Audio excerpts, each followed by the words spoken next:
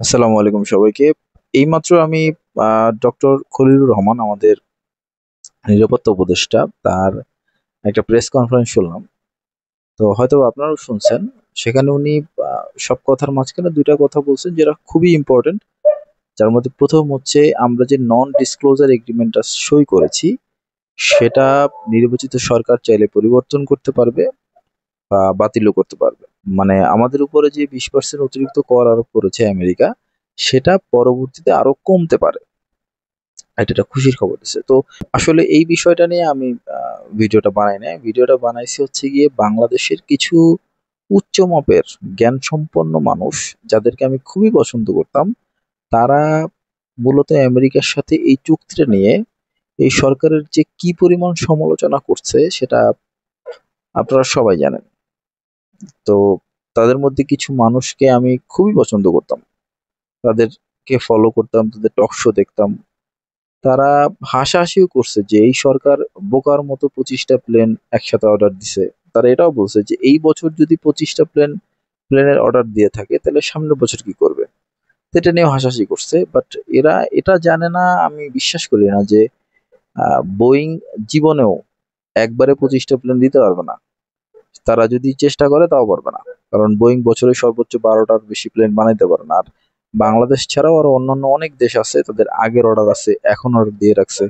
So হুট করে তারা এতগুলো প্লেন দিতে পারবে না। আমাদের ১ম প্লেন পাইতেই মিনিমাম ২ থেকে ৩ বছর সময় লাগবে। তাও বাদ দিলাম। যদি পরবর্তী সরকার চায় তাহলে সেই চুক্তি বাতিল করে দিতে পারবে। কোনো সমস্যা নাই। আচ্ছা, আরেকটা আসেন দ্বিতীয়তে। এনডিএ নিয়ে প্রচুর পরিমাণ সমালোচনা করা হইছে এই সরকারকে। যেটা অবিশ্বাস্য মনে হইছে আমার কাছে। কারণ এনডিএ বা নন ডিসক্লোজার এগ্রিমেন্টটা বাংলাদেশ বাদেও আরো অনেকগুলা দেশ করছে।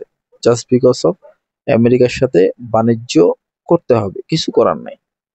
এটা নিয়েও আমার সমস্যা নাই। কিন্তু একটা জায়গায় আপনারা যদি আমাকে দেখাইতে পারেন, কোনো একটা জায়গায় কোনো একজন বিশ্লেষক এটা বলছে, যদি আমেরিকার সাথে আমাদের ট্যারিফ নেগোসিয়েশন না হয় বা আমরা সফল হতে না পারি, তাহলে বাংলাদেশের মিনিমাম, মিনিমাম, মিনিমাম ১ থেকে ১,৫০০ গার্মেন্টস বন্ধ হয়ে যাবে। সেখানে ২ থেকে ২.৫ লাখের বেশি শ্রমিকরা কাজ করে। তাদের পেটে লাথি পড়বে। এ কথাটা কিন্তু কেউ বলে নাই। এটা হচ্ছে ১ নাম্বার।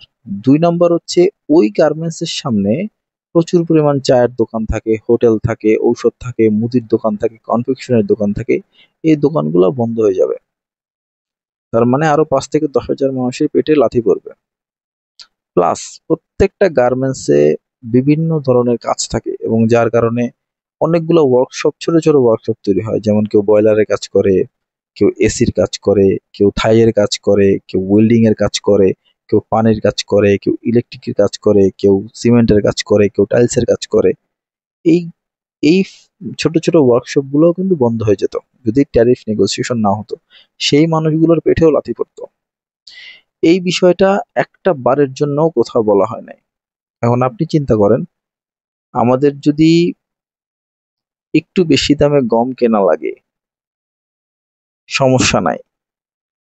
কারণ বাংলাদেশের সাধারণ গার্মেন্টস শ্রমিকরা কয়টা খেয়ে বাঁচতে পারবে চাকরিটা থাকলে? যদি চাকরি না থাকে তাহলে খাবে কি? কম টাকায় কেন আর বেশি টাকায় কেন?